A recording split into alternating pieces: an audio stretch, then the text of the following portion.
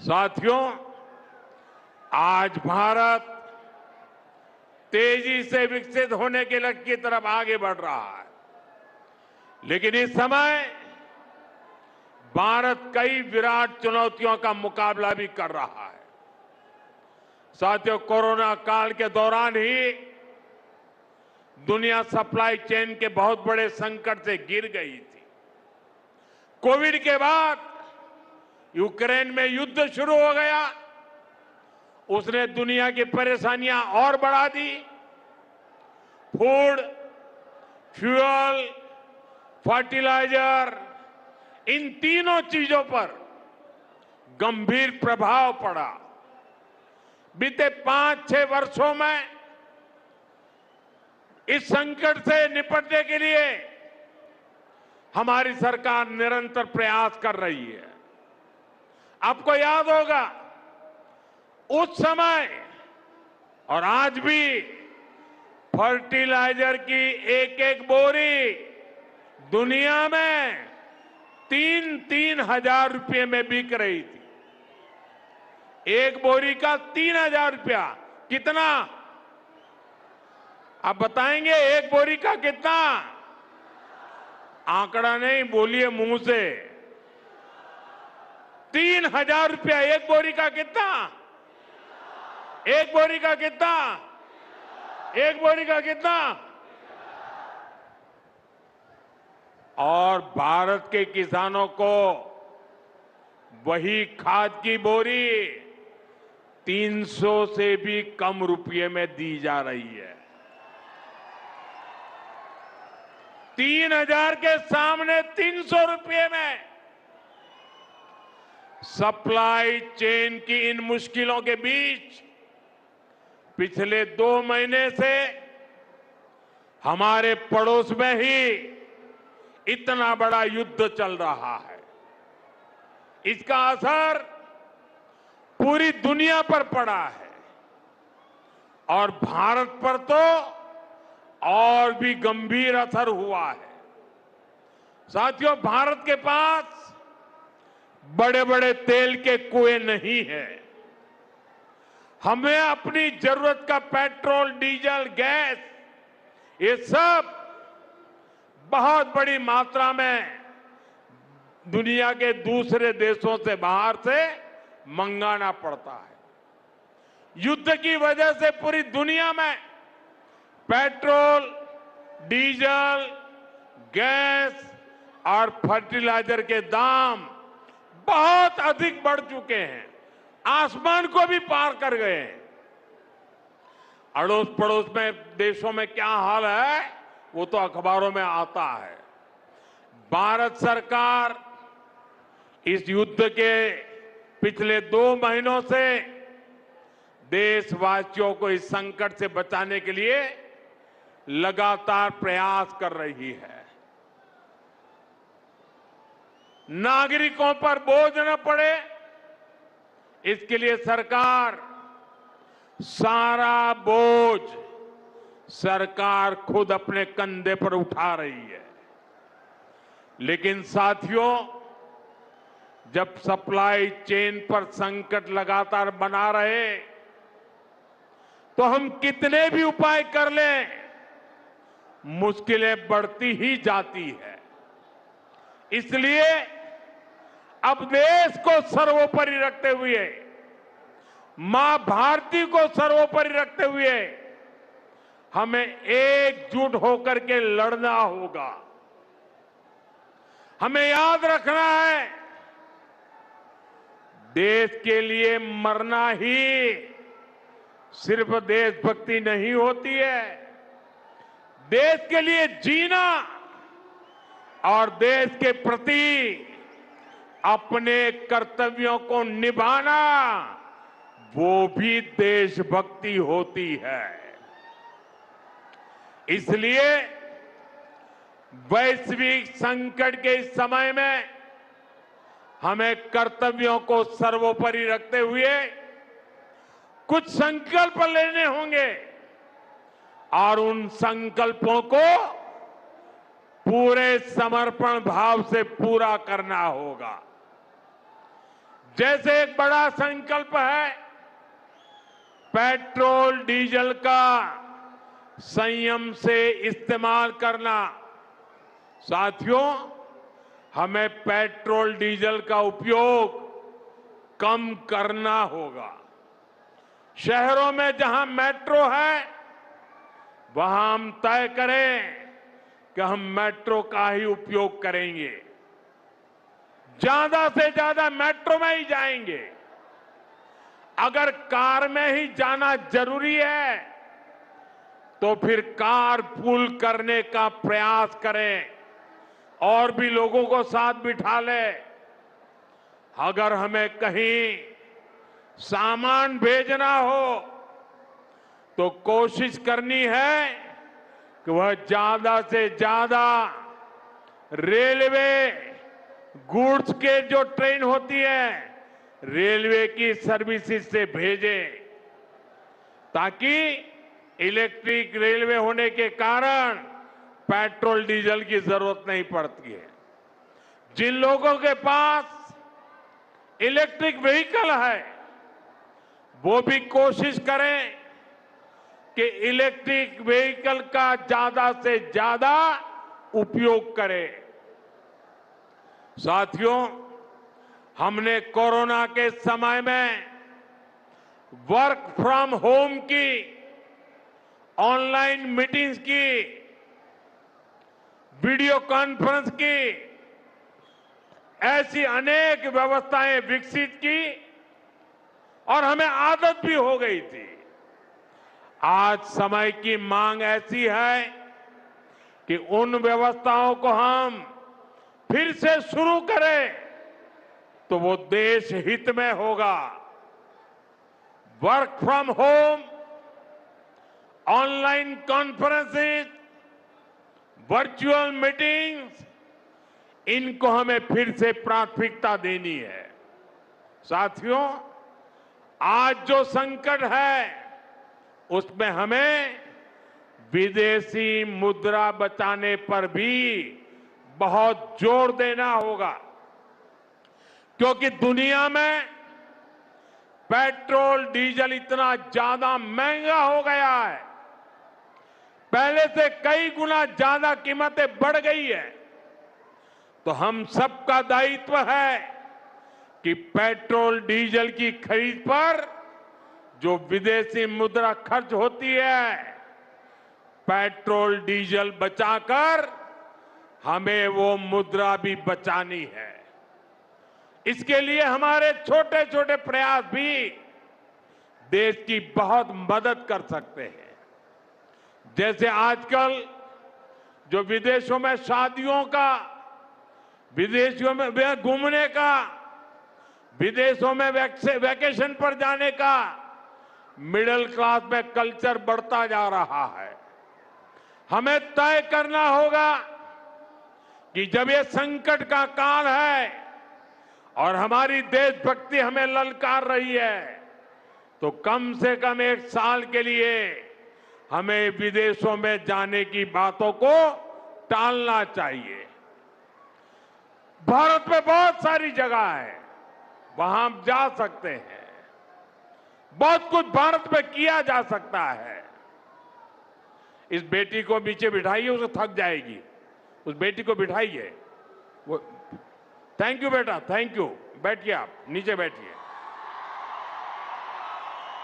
मैंने देख लिया बेटा, उसको देख लिया, अब आप बैठ जाइए। हाँ, इस छोटी बच्ची को क्यों परेशान करते हो भाई?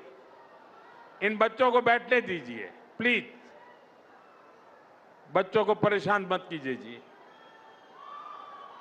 साथियों, हमें विदेशी मुद्रा बचाने के जो भी रास्ते हम लोग अपना सकते हैं, हमें बचाना होगा।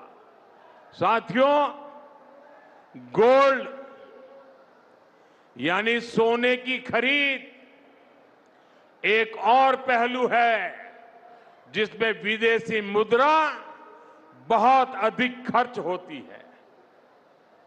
एक जमाना था जब संकट आता था, कोई युद्ध होता था, तो लोग देश हित में सोना दान दे देते थे। आज दान की जरूरत नहीं है, लेकिन देश हित में हमको ये तय करना पड़ेगा कि साल भर तक घर में कोई भी फंक्शन हो, कोई भी कार्यक्रम हो, हम सोने के गहने नहीं खरीदेंगे, सोना नहीं खरीदेंगे। विदेशी मुद्रा बचाने के लिए हमारी देशभक्ति हमें चुनौती दे रही है और हमें इस चुनौती को स्वीकार करते हुए विदेशी मुद्रा को बचाना होगा। साथियों, ये समय एक और बड़े सबक का भी है। एक समय था जब हम कॉपर एक्सपोर्ट करते थे, लेकिन आज भारत के सामने स्थिति ऐसी बन गई कि अब हमें कॉपर को भी इंपोर्ट करना पड़ता है। हमारे देश में हड़तालें करवाकर कॉपर प्लांट्स को ठप करवा दिया गया और अब हालत ये हो गई कि हमें कॉपर बाहर से मंगाना पड़ता है और उसमें विदेशी मुद्रा खर्च होती है।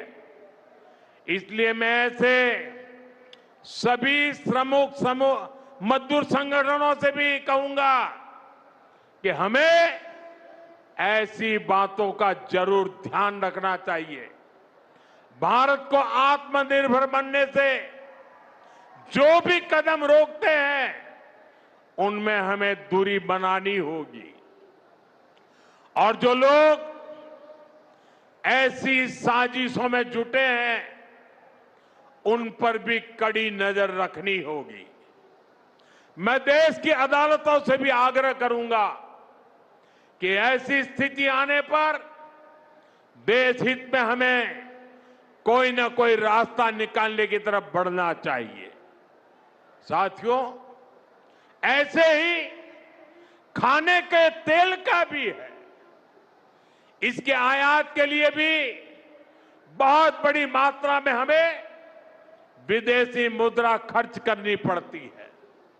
हर परिवार अगर खाने के तेल में खाने का तेल का जो उपयोग करता है, अगर वो कुछ कमी करे, मैंने बार बार कहा है 10% कम करो। अगर हम तेल खाना कम करें ना, तो भी वो देशभक्ति का बहुत बड़ा काम है। आप देश सेवा में योगदान दे सकते हैं और इससे देश सेवा भी होगी और देह सेवा भी होगी। इससे देश के खजाने का स्वास्थ्य भी सुधरेगा और परिवार के हर सदस्य का स्वास्थ्य भी अच्छा रहेगा। साथियों, विदेशी मुद्रा की खपत वाला एक और सेक्टर हमारी खेती है। हम बहुत बड़ी मात्रा में बाहर से केमिकल फर्टिलाइजर इंपोर्ट करते हैं। केमिकल फर्टिलाइजर खेती के कारण हमारी धरती मां को बहुत पीड़ा हो रही है। हमारे खेत बर्बाद हो रहे हैं। अगर आज हम अपने खेत को नहीं बचाएंगे तो भविष्य में फसलों पर भी खतरा आ जाएगा। इसलिए बहुत जरूरी है कि हम केमिकल फर्टिलाइजर की खपत 25%, 30%, 40%, 50% उसको घटाए, आधी कर दें और हम उसके साथ साथ नेचुरल फार्मिंग की तरफ बढ़े। हम फर्टिलाइजर का उपयोग कम करके विदेशी मुद्रा भी बचा सकते हैं और साथ साथ अपने खेत को बचा सकते हैं, हमारी ये धरती मां को बचा सकते हैं। और यह हमें करना ही होगा। आज वैश्विक संकटों से जो चुनौतियां आई है, हमें उन चुनौतियों को परास्त करना होगा। साथियों, भारत सरकार खेतों में डीजल पंप की जगह सोलर पंप की योजना चला रही है। हम खेतों में डीजल पंप की जगह सोलर पंप का उपयोग करने का जोर देना होगा। मैं कोविड काल में भी आग्रह करता था कि हम स्थानीय चीजें खरीदें, वोकल फॉर लोकल के मंत्र को लेकर चले। हम मेड इन इंडिया चीजें खरीदकर भी विदेशी मुद्रा बचा सकते हैं और हमारे देश में स्थानीय उत्पादन की कोई कमी नहीं है। चाहे जूते हो, पर्स हो, बैग हो, हमें स्वदेशी पर बल देना चाहिए। और मैं ये नहीं कह रहा कि जो आपके पास विदेशी चीजें खरीदी हुई है, विदेशी ब्रांड की है, उनको जाकर के फेंक दो, ऐसा मैं नहीं कह रहा हूं। लेकिन मेरा आग्रह है कि नए विदेशी प्रोडक्ट हमें नहीं खरीदने चाहिए। और वाकई हमें कई बार अंदाजा तक नहीं होता कि रोजमर्रा की कितनी सारी चीजें विदेशी है जो हम ऐसे ही यूज कर रहे हैं। और साथियों, जब मैं बात स्वदेशी की करता हूं तो लोगों को लगता है कि दिवाली के दिए खरीदो मतलब स्वदेशी हो गया। ये तो भ्रम फैलाने वाली बातें हैं, इससे सफलता नहीं मिलती है। हमें घर के उपयोग में आने वाले सामान की लिस्ट बनानी है, देखना चाहिए कितनी विदेशी चीजें घुस गई है, पता ही नहीं है। कैंची हो, कंघी हो, छोटी छोटी चीजें, टूथपिन, टूथब्रश, कितना सारा सामान विदेश से हमारे घर में घुस गया है। फिर इस लिस्ट से हमें हो सके उतना जल्दी स्वदेशी में बदलना चाहिए। साथियों, ये बातें सिर्फ एक सरकार, एक दल, एक व्यक्ति की नहीं है। ये बीजेपी का भी मुद्दा नहीं है, ये देश का मुद्दा है। और इसके लिए हर नागरिक, हर राजनीतिक दल, हर सरकार, हर समाज, हर संगठन को संकल्पबद्ध होगा। मैं मीडिया के साथियों से भी देश हित में आगे आने के लिए आग्रह करूंगा। आइए देशभक्ति का भाव जगाएं और देश को जो वैश्विक संकट चल रहे हैं, देश उस संकटों का लाभ ले, परिस्थिति पे सवार हो जाए। ऐसा वातावरण बनाने के लिए हमें योगदान देना होगा और तभी जाकर के देश सफल होगा। ऐसे संकल्प जब हर नागरिक पूरी ईमानदारी से सिद्ध करेगा तो भारत हर संकट में जरूर विजयी होगा।